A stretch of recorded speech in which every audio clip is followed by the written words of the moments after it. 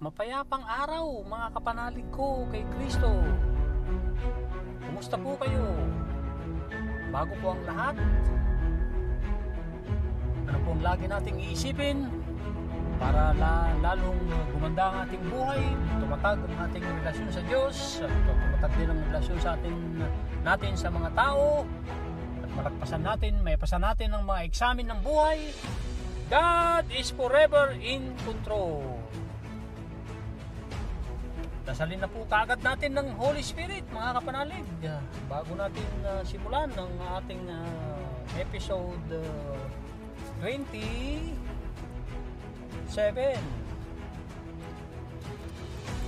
Pinas ko na po ang aking mga kamay at pinigit ko na po ang aking mga mata para makapagdasal ng napakamatiwasay sa tulong ng Banal na Espiritu. Holy Spirit, I accept your invitation to love your words, to embrace your words, and to walk in total obedience to your words.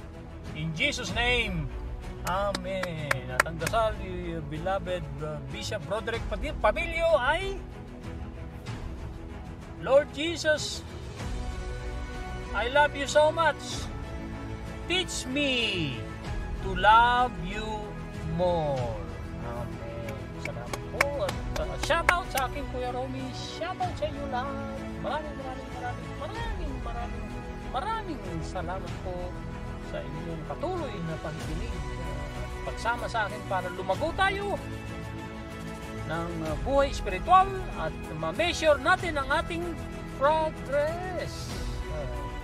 Kasi when we measure our progress and adjust our plans and actions to become better aligned for success. Kawikaan, Kapitulo 6, versikulo 1 hanggang 35, Tagalog. Araw-araw na po ito, pangatlong araw na po itong pagbabahagi natin ng kawikaan. Sinimulan natin noong September 4, ikatlong araw na po today. Ito po, mga dagdag na babala. Ang aking anak, sa utang ba na ikaw ay nananagot? Napakagandang tanong. Ulitin ko po. Aking anak, sa utang ba ng iba ikaw ay nananagot? Parang garantor. Hindi po minumungkahi ni King Solomon sa kawikaan ang maging garantor. Ito po ang mga kasunod na napakagandang verses. Ikaw ba ay nangako sa utang niya ay kasangkot? Kung gayon ay nasasakop ka ng kanyang pagpapasya. Ngunit ito ang gawin mo nang makaiwas sa problema. Ikaw ay magmadali sa kanya, ay makiusap, sabihin mong pawalan ka sa nasa napasukan mong bitag. Huwag kang titigil, huwag kang maglulubay, ni huwag kang iidlip hanggang walang kalayaan. Iligtas ang sarili mong usang tumatakas, at tulad niyong ibang sa kulungay umaalpas. Tignan mo ang mga langgam, ikaw na taong ubod ng tamad. Pamumuhay niya ay masdan mo, at nang ikaw ay mamulat. Kahit sila'y walang pinunong sa kanyang naguutos, walang tagapamahala o tagamasid na sinusunod. Ngunit nag-iimbak ng pagkain sa tag-araw. Kailangan iniipon kung panahon ng anihan. Hanggang kailan taong tamad manatili sa higaan? Kailan ka babalikwas sa iyong pagkahimlay? Kaunting tulog, bahagyang idlip, sandaling pahinga, at paghalukip-kip. Samantalang namamangha ka ng kahirapay darating na parang armadong magnanakaw upang kunin ang iyong kailangan. Kung walang kwenta at taong masama, kasinungalingan kanyang daladala. Ang mga mata ay kikindat o kaya'y ipipikit. Ikukumpas pa ang kamay upang ikaw ay maakit. Ngunit sa sarili ay may masamang iniisip. Ang lagi niyang nais ay manggulo sa paligid. Dahil dito, kapahamakan niya biglang darating. Sa sugat na tatamuhi, hindi na nga siya gagaling. Ang kinamumuhian ni Yahweh ay 7 bagay. Mga bagay na kanyang kinasusuklaman. Kapalaluan, kasinungalingan at mga pumapatay sa walang kasalanan. Pusong sa kapwa'y walang mabuting isipan, mga pang-ubod tulin sa landas ng kasamaan.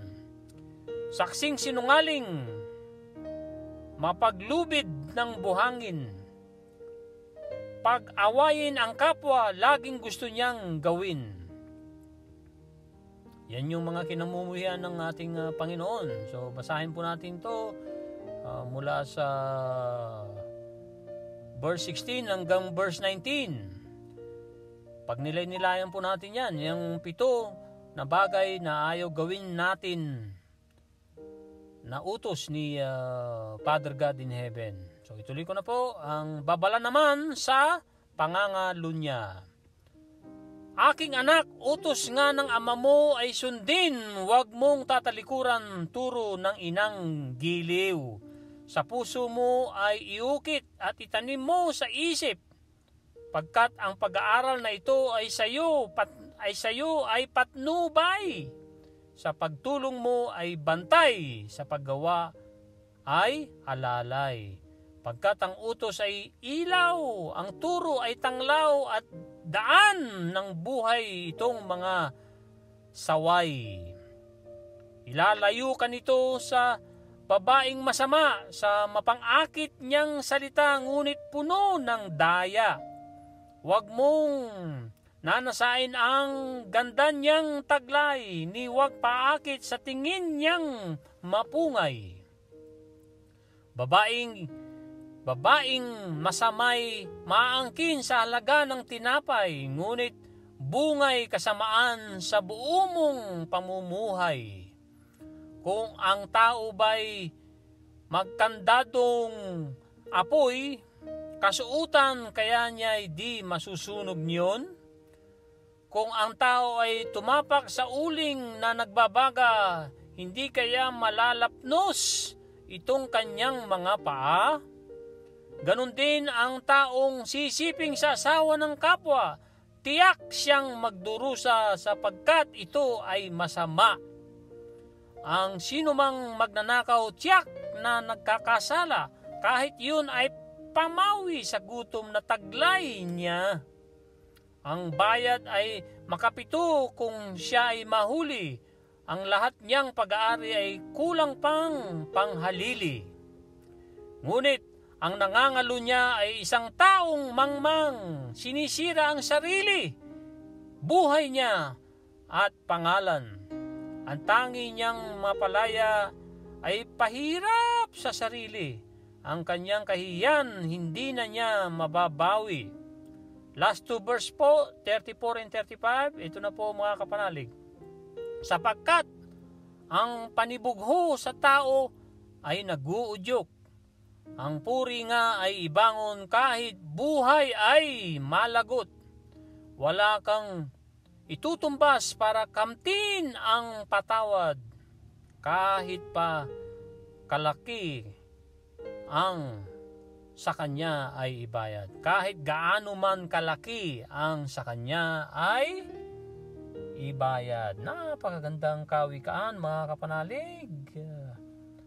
Ang siner ni Sister Cecil po, nasa paborito po natin, kinakanta po natin to.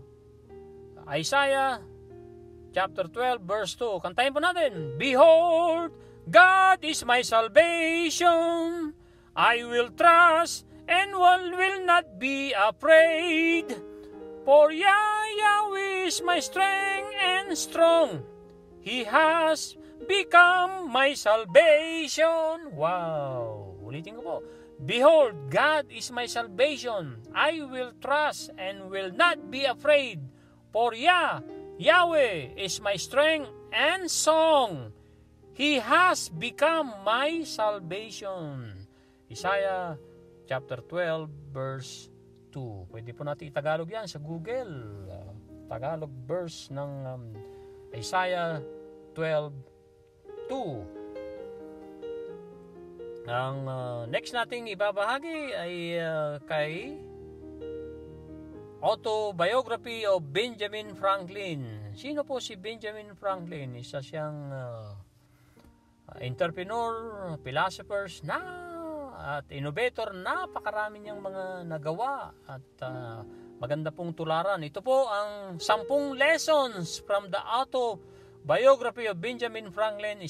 Sinare ni Robert Macmillan, kaibigan ko, sa book Proverbs, Faculty of Education. Ito na po ang number 1. Be self-aware. Franklin was constantly reflecting on his own behavior and trying to improve himself. He kept a list of virtues, mga mararangal na listahan, that he wanted to cultivate, and he would track his progress every day. Kaya nga dapat natin i-track ang ating progress. Number 2, set goals. Franklin had a clear goals for himself, both short-term and long-term. He knew what he wanted to achieve in life, and he was always working towards those goals. Baliwala po ang goals, kahit sinulat mo yan, kung hindi mo gagawin. Dapat meron kang short-term at long-term goals. At magpatulong ka sa Holy Spirit para tulungan kang maabot mo yan. Number 3, take action. Franklin didn't just dream about his goals. He took action to achieve them. He was always willing to work hard and put in the effort necessary to succeed. Don't believe in luck. Huwag daw maniwala sa swerte-swerte. Maniwala ka na ikaw dapat ay mag-work hard. Ikaw ay magtiyaga, magtiis, at magtrabaho ng todo-todo para sa Diyos dapat. Ang motivation mo ay para sa Diyos. Ang pagtatrabaho ay the best na isa sa worship na pagsamba sa Panginoon. Number 4, be persistent. Franklin didn't give up easily. He faced, past tense, hinarap many challenges throughout his life, but he never gave up on his goals. Hindi niya gave up, hindi niya sinuko ang kanyang mga goals. He was also willing to take risks. Oo, may risk ang mga goals natin, mga kapanalig. Kahit yung pananatili natin bilang empleyado, kung tayo empleyado, may risk po yan. Mas malaki pa nga ang risk pagka tayo empleyado, sabi ng mga entrepreneur. At yan ay pananaw ng mga entrepreneur. Kasi nga, kahit anong oras pwede kang tanggalin sa bilang empleyado. Kaya dapat never stop growing. Para pag tinanggal ka, kukunin ka ng kakompetensya ng amo mo. So dapat nag-upgrade ka kasi ang mundo ay nagpapabago-bago. So kailangan consistent kang lumago. Ito po, which help him to achieve success. Number 5, be positive. Franklin had a positive attitude towards life. He believed that anything was possible if you set your mind to it. He also believed in the power of laughter, and he would often use humor to make light of difficult situations. Number 6, be open-minded. Franklin was always open to new ideas. He was willing to listen to others, and he was always willing to change his mind if he was presented with new evidence. 7. Be willing to learn. Franklin was a lifelong learner. He was always reading, writing, and exploring new ideas. He believed that knowledge was power, and he was always eager to learn more. Number 8, be helpful. Franklin was always willing to help others.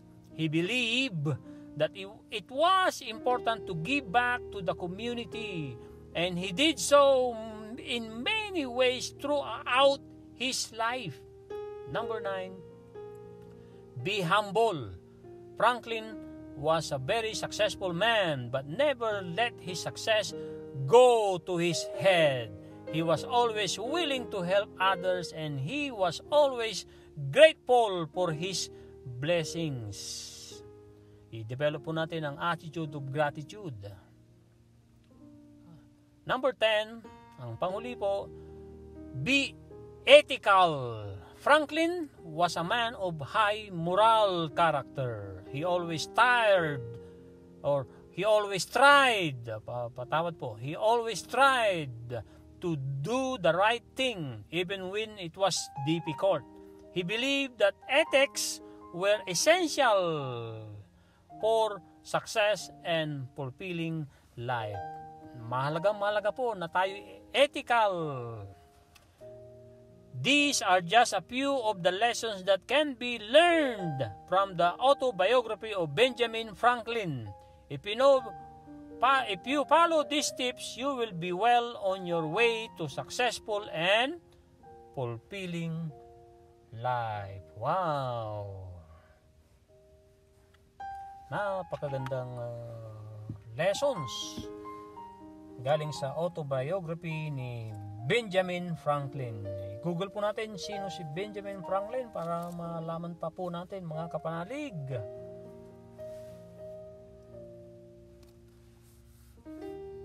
Ano po ang take home ninyo sa episode 26, September 5, ng pamagat, kaibigan mo ko at hari mo. Parang sinasabi ni Lord Jesus Christ dito, maaasahan mo ko dahil ako'y kaibigan mo na tunay na nagmamahal sa iyo at hari ng buhay mo. Pag ginawa nating hari ng buhay natin si Lord Jesus Christ, ano mangyayari po, mga kapanalig? Siyempre, tayo ay magtatagumpay dito sa lupa, pati makakarating tayo sa kaharian ni Lord Jesus Christ. Bubuksan niya ang mga pintuan. Ma-inspire po tayo tulad ng mga biographies ng tulad nila na Napoleon Hill, Andrew Carnegie, Benjamin Franklin, at marami pang iba na mga nagtagumpay, lalong-lalo na yung mga makakristo. So diniklara ni Lord Jesus Christ dito sa episode 26 na siya raw ang ating best friend at siya rin ang hari ng ating buhay. Ang lahat ng mga kabiguan at mga hardships, pleasures, adventures ay hindi yan nasasayang kay Lord Jesus Christ kung i-share mo sa Kanya, kung ibabahagi mo sa Kanya. Dahil kaya niyang gawin ang lahat ng mga bagay. Walang makakapigil kung gusto niyang gawin. At wala rin makakapagpilit kung ayaw niyang gawin. Pero ang napakagandang good news ay siya ay very, very merciful. Siya ay very gracious at slow to anger. Hindi po madaling magalit ang ating Panginoon. Dahil kung ginawa niyang yun, kung talagang siya ay madaling magalit, ay wala na po tayo dito sa mundo. Wala nang sangkatauhan. Dahil rami nating mga kasalanan. Pero kahit makasalanan tayo, patuloy niya tayong minamahal. Pero dapat sinisikap din natin na magpakatuwid. ituwid natin ang ating landas at tahakin natin ang landas ni Lord Jesus Christ, which is Jesusness, humility, tulad ni Benjamin Franklin, persistence, talagang matyaga kasi naniniwala tayo na pag may tiyaga, may nilaga at palabigay at marami pang ibang mga katangian na kailangan natin gawin sa Jesusness teaching. Kung gusto pa ninyong malaman ng mga Jesusness teachings, ini-encourage ko kayo, iniinganyo ko kayo mga kapanalig na makinig sa napakagandang mga preaching sa YouTube ni Pastor Ed Lapis. Nanunood Tagalog, English at marami siyang mga paraan na talagang napakagaling niyang ipaliwanag. At ang dunong na binigay din ng Diyos sa kanya ay ginagamit niya para kay Kristo, para maparami pa ang disipulo ni Kristo, at tinatakbo niya ang kanyang race ng kanyang buhay, na marapat lamang na talagang takbuhin natin ang sarili nating karera ng ating buhay. Ang pagkakaibigan na inialok ko sa iyo ay practical, down to earth, yet is puspos, saturated with heavenly glory. Living in my presence means living in the two realms, which is, ano po yun? Ano po yung two realms simultaneously? Which is number one, the visible world, mabuhay dito sa mundo. And then, makita din natin at nasain din natin ang unseen eternal reality, which is ang heaven ay nasa atin na rin, sa puso at isipan natin. Piliin po natin ang langit sa pamamagitan ng tamang pag-iisip, matuwid na pag-iisip, marangal na pag-iisip, at ang ating puso ay talagang kailangan maging mapagmahal na puso, mapagpatawad na puso. Sa uli, sabi niya sa episode 26, I have equipped you to stay conscious of me while walking along dusty earthbound paths, landas, mga landas. Ito na po ang episode 27 na pinaghalo kong Tagalog at English. Ang title, ito po, My deepest desire sa iyo ay matutunan na iasa mo sa akin ang lahat ng sitwasyon. Saan po hinango ito, mga kapanalig? Sa John chapter 15, true vine pa rin, tulad kahapon, ay chapter 15 verse 5. Ito po, it says, I am the vine, you are the branches. He who abides in me, and I in him, bears much fruit. For without me, you can do nothing. For without me, you can do nothing, sabi ni Lord Jesus Christ. Napakalinaw po yan. At Ephesians chapter 6 verse 10, ang pangalawang scriptures na ating babasahin sa grasya ng Panginoon. It says, Finally, my brethren, be strong in the Lord and in the power of His might. And in the power of His might. Maging matatag daw tayo in the Lord and in the power of His might. And then Genesis chapter 1 verse 26 and 27. Ito po, it says, Then God said, Let us make a man in our image, according to our likeness. Let them have dominion over the fish of the sea, over the birds of the air, and over the cattle, over all the earth, and over every creeping thing that creeps on the earth. Ang 27 naman, so God created man in His own image. In the image of God, He created him. Male and female, He created them. Wow, ito na po ang mensahe ni Lord Jesus Christ sa episode 27 sa libro ni Sarah Young, Jesus Calling, Enjoying Peace in His Presence. Binasa na po natin ang 3 scriptures. Ito na po ang mensahe sa iyo, sa akin at sa atin lahat, mga kapanalig.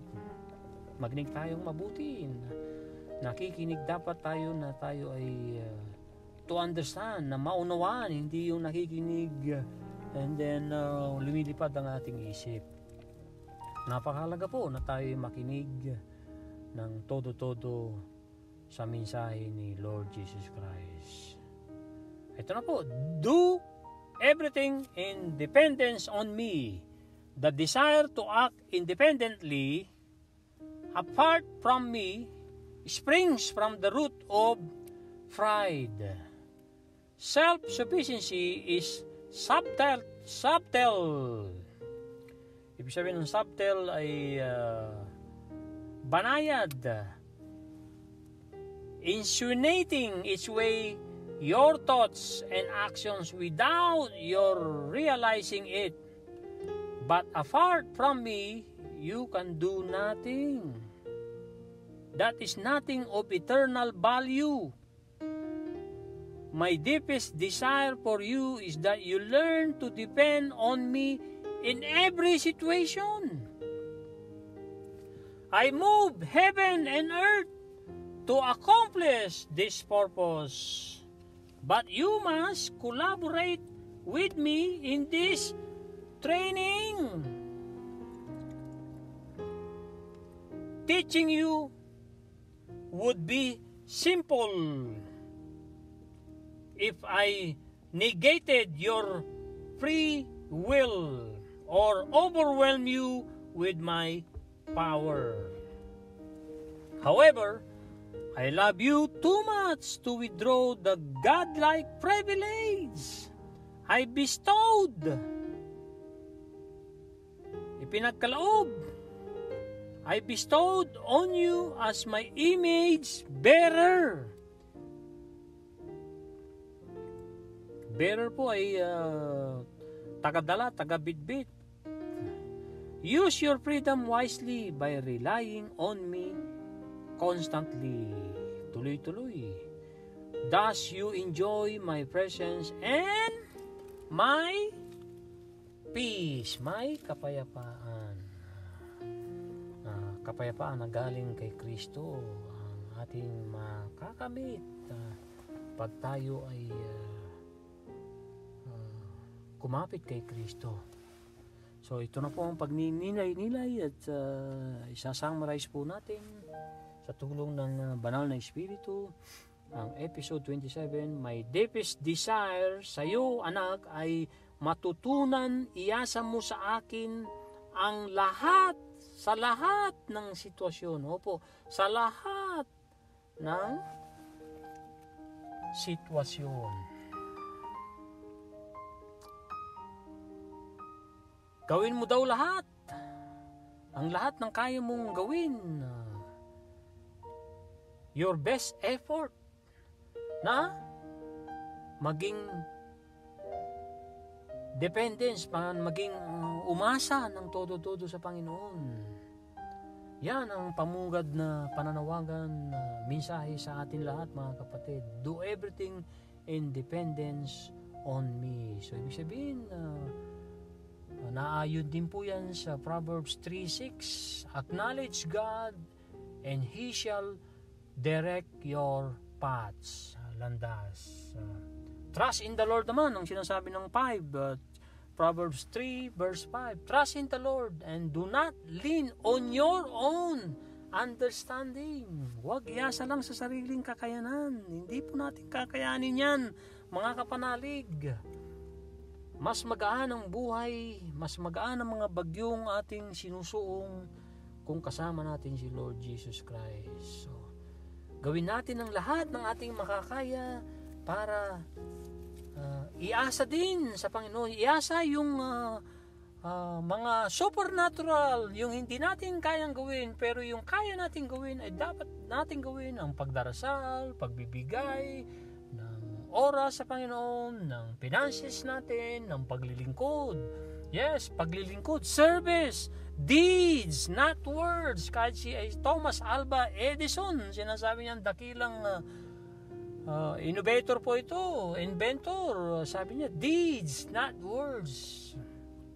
Ibig sabihin, yung gagawin mo, hindi lang yung pangako mo. Lalo na pagka nangako ka, gawin mo yan. Dahil may tainga ang universe.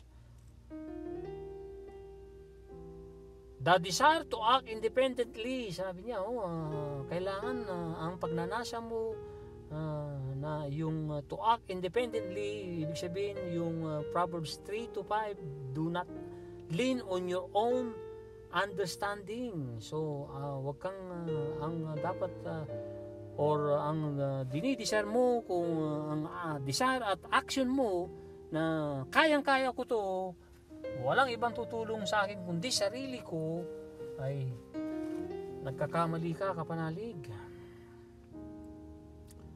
Dahil malinaw itong susunod na mensahe ni Lord Jesus Christ, ang malayo sa akin ay naguugat, sumisibol, at naguugat from pride. Ang pride ay pagmamalaki. Pagmamalaki mo na ikaw lang magaling, na ikaw ay nagtatagumpay dahil sa iyong kagalingan, na kung napapa-asenso mo ang negosyo mo dahil ikaw ang solong nagpapatakbo niya, na sinasarili mo, nalimutan mo na ang Diyos. Ang self-sufficiency, yung ang isip mo ay kayang-kaya ko yan, kayang-kaya ng sarili ko yan, ay nagkakamali po tayo pagka yun po ang ating isip.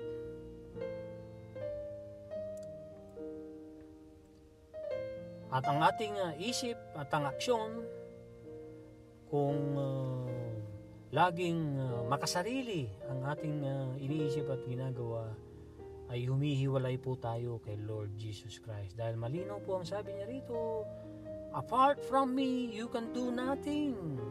Ang paglayo sa akin, anak, ay wala kang magagawa. You can do nothing. At ito pa yung pagdidiin niya. That is nothing of eternal value. Walang halaga sa eternal, walang hanggan na halaga, walang hanggan na halaga. Kaya nga, ang sabi pa niya ni Lord Jesus Christ sa atin, na pinagagawa sa atin, na gusto niyang gawin natin, ay may deepest desire. Ang pinakamalalim na pagnanasa ko sa iyo, anak, is matutunan mong idepende ang lahat ng sitwasyon mo, in every situation. Yung mga hindi mo kayang gawin, lalo na dahil kaya natin magtanim, pero hindi natin kayang pasikatin ang araw, palubugin ang araw, paulanin ang mundo, hindi po natin kaya yan. At yan ang ginagawa natin ng ating Panginoon, at nagawa na niya sa Genesis ang lahat ng mga creations na tinatamasa natin. At perfect po ang mga creations ni Father God. At pinagalaw niya. I move heaven and earth to accomplish this purpose. Pinagalaw ko. Iniusog ko ang langit at ang mundo para makamtan itong purpose na ito, itong rason na ito, itong dahilan na ito. Pero dapat ikaw ay makipagniig sa akin. Sabi niya, you must collaborate with me in this training, teaching you would be simple if I negated your free will. Ang negated po ay tinanggihan or ipagkaila ang negated. Ikaila na ang aking free will na bigay sa iyo or overwhelm you. Overwhelm is nakakalula or nalula ka with my power, sa aking kapangyarihan. Datapwat, sabi pa ni Lord Jesus Christ, mahal na mahal kita para bawin ang the God-like privilege na sinabi kanina, binasa natin sa Genesis 1:26 and 27, that God created us in His image. Us means men and woman, male and female po. Sa pamamagitan ng ating tatay Adan at nanay Eva, I bestowed on you as my image bearer. Ipinagkaloob ko sa iyo, anak, na ikaw ang aking tagapagdala o tagabitbit ng aking imahe. Kaya use your freedom wisely. Gamitin mo ang iyong kalayaan ng may katalinuhan. Ibig sabihin ng katalinuhan ay may takot sa Diyos, may pagmamahal sa Diyos, at naglilingkod sa Diyos by relying on me constantly. Thus, sa pagtatapos ni Lord Jesus Christ sa kanyang napakagandang mensahe sa episode 27, September 6, you enjoy my presence and my peace. Dapat ma-enjoy natin na magalak tayo sa kapayapaan na ipinagkakaloob ni Lord Jesus Christ sa atin lahat, mga kapanalig. Yan po ang episode 27. At God is forever in control, mga kapanalig. Lagi po nating tatandaan yan. At gawin natin ang ating parte. Patuloy tayong kumapit kay Lord Jesus Christ. At laging pag nilay-nilayan ang mga pangako niya, mga pinagagawa niya. At lalong-lalo na dito sa episode na to, ang pinagagawa sa atin ay tayo ay kumapit sa Kanya at iasa sa Kanya para maibigay niya ang kapayapaan at para tayo'y magalak sa Kanyang presensya. Muli ang iyong brother Nico Cruz na nagpapasalamat sa inyong pag-like, pag-share, pag-subscribe, pag-comment. Yes po, mag-comment po tayo yung mga take home po natin or pumuri tayo sa ating mga sa comment link natin at ay maraming salamat uli sa iyo, anak ko Patrick, sa iyo Kuya Romy, at sa inyong lahat mga kapanalig. God bless. Bye now.